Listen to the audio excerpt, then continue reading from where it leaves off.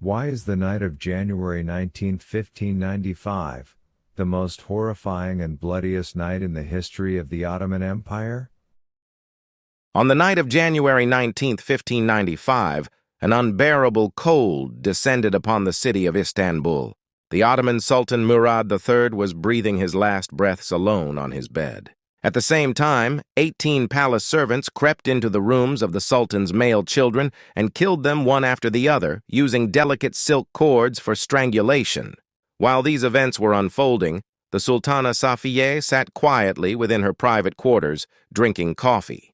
Her eyes were serpent-like, and her face devoid of life, as the chief eunuch, Gazanfer Aga, informed her of the prince's deaths. A devilish smile appeared on her face, and she ordered him to place their bodies in coffins and bury them the next morning beside their father, the Sultan. This moment was the pinnacle of triumph in Safiye's life, a historic moment that left its prominent mark both before and after. It was the moment that ultimately made her one of the most prominent sultanas in the era of the Sultanate of Women.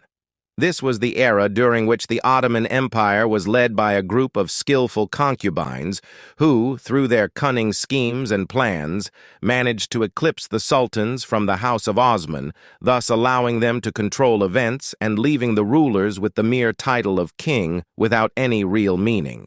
Sources differ regarding the origin of Sultana Safiye, with some suggesting that she was of noble Venetian origin, with her original name being Sofia Baffo, the daughter of Coppo Yundardo, the governor of Venice. Others believe she was of Albanian origin and born in the highlands of Dukagjin. Regardless of the correct opinion, in 1563, Safiye, at the age of 13, was sold in the slave market in Istanbul. She was purchased by Sultana Humasha, the daughter of Prince Mehmed, son of Suleiman the Magnificent, and was gifted to the heir apparent, Prince Murad, the son of Sultan Selim II. Quickly, Safiye captivated Murad's heart, preventing him from having relations with any other woman in his bed. On May 26, 1566, she gave birth to her first son and future heir, Prince Mehmed Khan. Given her presence in Istanbul during the golden years of the Ottoman Sultanate's harem period, where there was a shortage of strong men, Safiye exhibited great ambitions to achieve the same status that her predecessors had held in the Ottoman court, from Suleiman the Magnificent's concubine to Nurbanu, Selim II's concubine. This great ambition is what led her to significant conflicts with these previous women. Since the death of Sultan Suleiman the Magnificent, Nurbanu had effectively controlled the affairs of the Ottoman Sultanate, both during her husband Selim II's reign and her son Murad III's reign. This was thanks to the alliance she had established with the Grand Vizier Sokolu Mehmed Pasha and the chief eunuch in the palace, Gazanfer Aga. When Safiye emerged as a serious rival after Murad ascended to the throne, Nurbanu tried to diminish the influence of the young concubine Safiye by breaking her monopoly over the Sultan's bed. Initially, when Murad refused this, Nurbanu accused Safiye of bewitching her son. Although Murad III eventually sided with Nurbanu and accepted the concubines gifted to him by his sister, Sultana Asmahan, Safiye's status remained unshaken. As a result, Nurbanu reorganized her private harem, assigning a special room for Prince Mehmed and his mother, Safiye, to ensure they remained under her surveillance and to avoid any plots they might devise against her. Despite this, the cunning Safiye continued her battle against her rival Nurbanu within the harem until Nurbanu's poisoned death on December 7, 1583. It is claimed that her death was caused by poisoning at the hands of an agent from the island of Genoa. While Safiye's role in this assassination may be closer to the truth, especially given her involvement in several assassinations within the palace in the following years, it remains unconfirmed.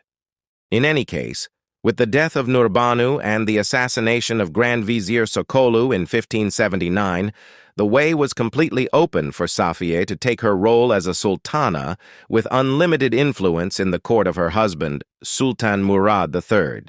Murad III had a weak personality, making him susceptible to the influence of his mother and then to the control of his concubine. His decisions were influenced by his love for a life of luxury and pleasure, his interest in artistic gatherings, and his preference for them over matters of state and politics.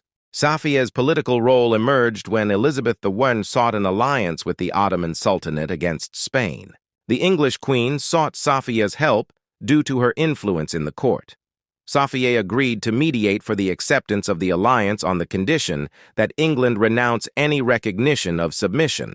Safiye granted the English additional privileges in Ottoman ports, which helped avoid the Spanish economic blockade. These privileges opened the door to future interests for European countries in the Middle East after the collapse of the Ottoman Empire. When Murad III died in 1595, Safiye placed her son Mehmed III on the throne after executing all his 18 male siblings, as previously mentioned. Following this heinous crime, Safiye assumed the title of Valide Sultan, Queen Mother, with increased influence and authority over her son, Sultan Mehmed III, who became a mere puppet in her hands. Safiye became the de facto ruler, appointing and dismissing grand viziers, ministers, aegis, and judges without any opposition. To ensure the elimination of any future challenges from male princes in the palace, Safiye devised a new method through her malicious ideas by abolishing the old laws that mandated the training of princes in various provinces for political and military affairs. She replaced them with a new law known as the Princes' Cages. According to this law, the male members of the Ottoman dynasty were confined within isolated wings inside the private harem. This had a profound impact on future Ottoman sultans, as these princes emerged from the cages suffering from severe psychological effects due to the deadly solitude they experienced, leading them to endure various forms of madness and psychological disorders.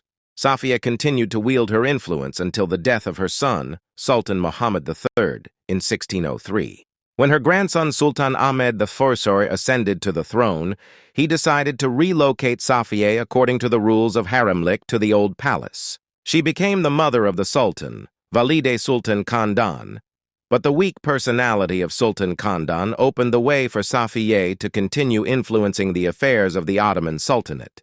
A new concubine, Kosum Ma Peker, emerged, who was favored by Sultan Ahmed I for her strong personality, and she succeeded in finally reducing Safiye's influence. Kosum's rise led to Safiye's retreat and her eventual obscurity in the old palace until her death in 1619. This opened the door to a new era where Kosum became the dominant lady who ruled the fate of the Ottoman Empire for a full 40 years, with authority and influence.